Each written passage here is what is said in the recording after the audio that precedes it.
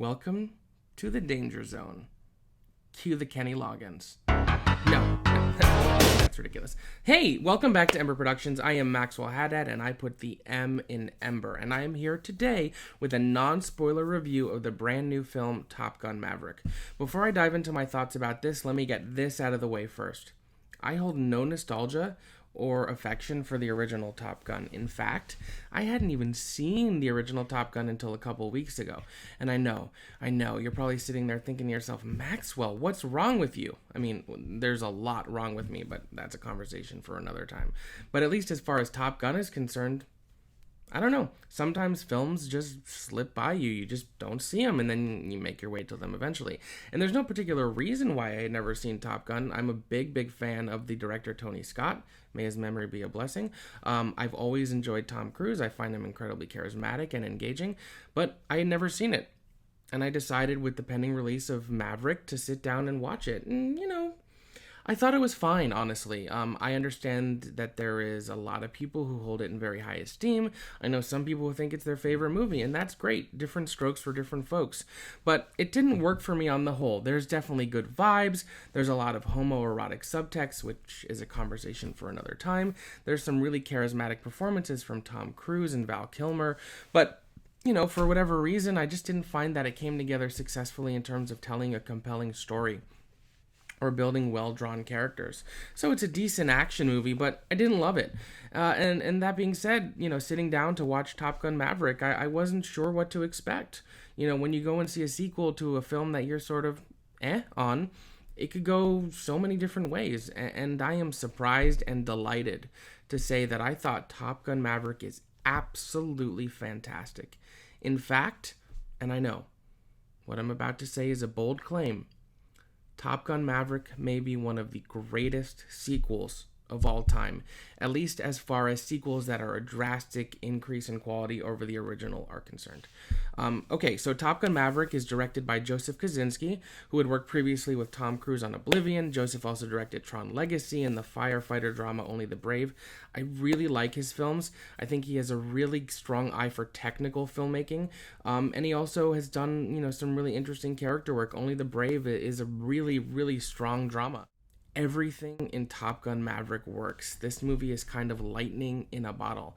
It does what the best legacy sequels do, and this is nothing if not a legacy sequel. The original Top Gun came out more than 30 years ago. And of course, as in any legacy sequel, we have a couple returning characters and a whole new cast of young characters that almost serve as a sort of passing of the baton. Now, I don't necessarily think we are going to spin this movie off into new sequels with the young characters, but I think it's interesting that instead of bringing back tons and tons of characters from the original, we really only have two returning characters. Tom Cruise returns as Maverick, and Val Kilmer returns as Iceman. And I have to say, in terms of Val Kilmer, what they do with him and his character in this film is really loving and really beautiful. If you know anything at all about what's been going on with Val and his health recently, it's very difficult for him to even speak nowadays, and I think this film beautifully integrated him into the story, and it is so lovely to see Val Kilmer in a movie again. But this is really the Tom Cruise show, and gosh, he is excellent in this movie. He is, just operating with his most amount of magnetism and charisma. Of course, there are stories about how Tom does his own stunts. You look at the Mission Impossible movies, and from what I've read, Tom, as well as a lot of the young cast, spent a lot of time in the cockpit of real airplanes learning how to fly so it would look authentic, so that a lot of the aerial footage could be shot with these actors actually in the planes. And the cinematography and the aerial footage in this movie, done by Claudio Miranda, is absolutely spectacular. I was lucky enough to see this in IMAX, and if you have that option, I cannot recommend it highly enough. This is some of the most breathtaking, thrilling, visceral, choose your adjective, aerial footage I have ever seen. The dogfights, the training sequences, they are thrilling, they are suspenseful, they are gorgeous. It's a cliche, but there are moments where I was literally on the edge of my seat because the way it was shot and composed is so electric. But what's really great about this movie, and listen, On its own, this is a great action movie. This is the epitome of what big budget filmmaking can be. It grabs you by the throat and doesn't let go for 2 hours and 17 minutes. It ratchets up the suspense and the tension, and it builds to a climactic third act that is one of the most exciting third acts I've seen in a summer tentpole in a long, long time. You never know what's going to happen. You don't know who may or may not survive, but it is shot and it is edited and it is cut and it is scored so thrillingly and perfectly. But why I think this movie is so excellent is the character work. I'm going to spoil one little piece of the original Top Gun, so if you haven't seen that and you're planning on watching it soon and you don't want to know what happens, tune out now. In the original Top Gun, we have Tom Cruise playing Maverick, and then we have his best friend, Goose. Goose sadly passes away in that film, and we only get a taste of how that affects Tom Cruise's character. But this film, even though it takes place so many years later, really dives into the psychological trauma of losing your best friend while being a Navy fighter pilot. And on top of that, we have Miles Teller here playing a new character named Rooster, who is Goose's son. And this makes for some incredibly engaging and thoughtful character work between Maverick and Rooster.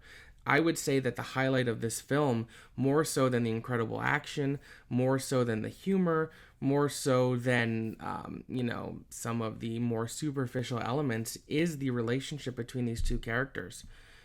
Let's talk a little bit about Miles Teller. I'll be honest, I'm hot and cold on Miles Teller. I think he can be a really interesting actor, but there's something I find a little off-putting about him in certain movies. Other than Whiplash, this might be the most I've ever liked Miles Teller in a movie. Him and Tom Cruise work really well together. I think he embodies the spirit of Anthony Edwards, who played Goose in the original film, really well, while also bringing his own bravado to it. And Tom and Miles have really great chemistry. It's interesting because when this movie was in pre-production, there was a lot of stories about casting for Goose's son, and a lot of names were thrown out, almost like they were having a very public competition. And when it became clear that Miles Teller was probably going to get the role, I was a little disappointed because another name was on that short list that I thought would have been great, and that is Glenn Powell. I'm not the only one that felt this way because Glenn Powell ended up in this movie playing a character named Hangman. In fact, they found Glenn Powell so engaging in his auditions that they expanded his role and really made him the second young lead to Miles Teller. He sort of fits the Iceman role that Val Kilmer played in the original. Glenn Powell is as charismatic of a young actor as we have, and he is absolutely riveting in this movie. I really think this should be a star-making turn for him. He's already been great in stuff like Everybody Wants Some and on the Fox TV show Scream Queens, but I really think a lot of people are going to see this movie and be like, who is that guy? And I'm hoping that this brings him a lot more work because he is electric in this movie. Also, Jennifer Connelly is excellent in this movie. She's playing a new character named Penny, who serves as the love interest to Tom Cruise. The two of them have a really lovely relationship. Jennifer Connelly is like a fine wine. She has only gotten more beautiful and more talented with age. They have good chemistry, and that's a really nice element of this movie. The other actor I really want to talk about is John Hamm.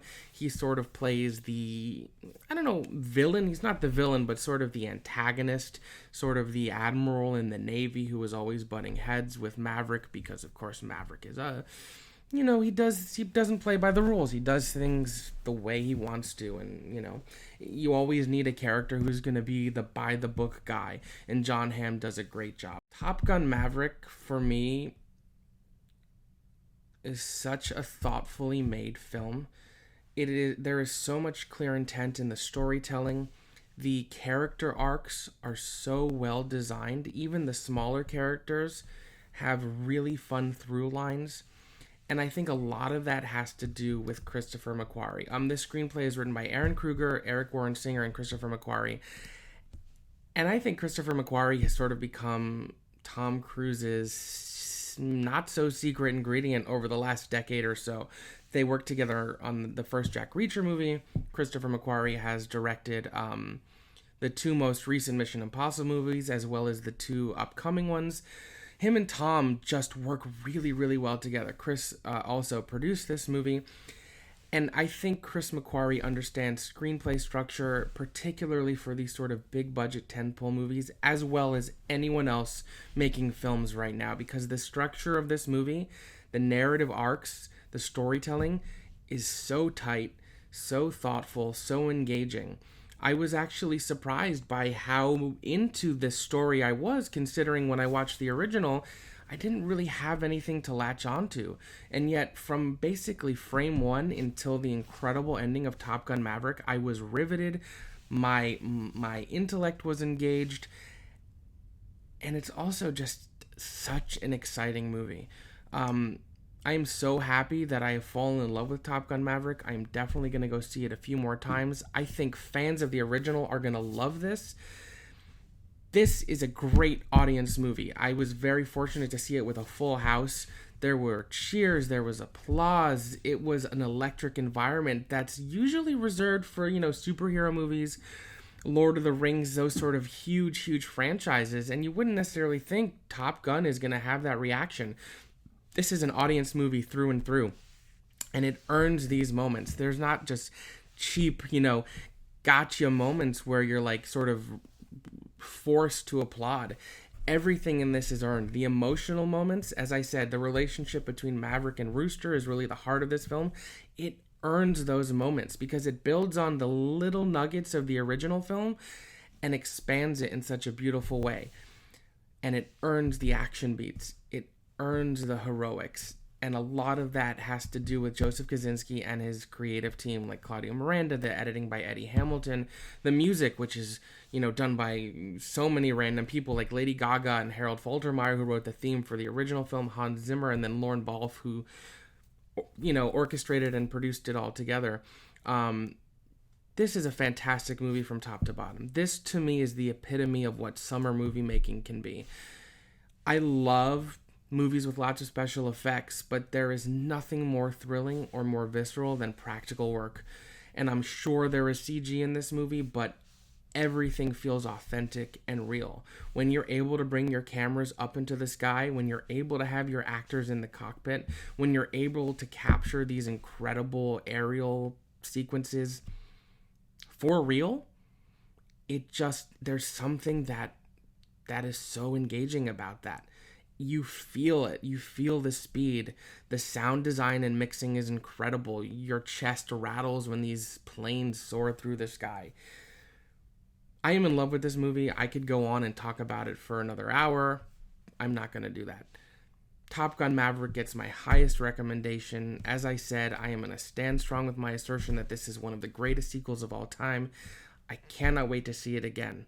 Let me know what you think of Top Gun Maverick if you see it in the comments, or you can find me or follow me on Twitter at CineMaxwell. You can find Ember Productions on Twitter at Ember Products.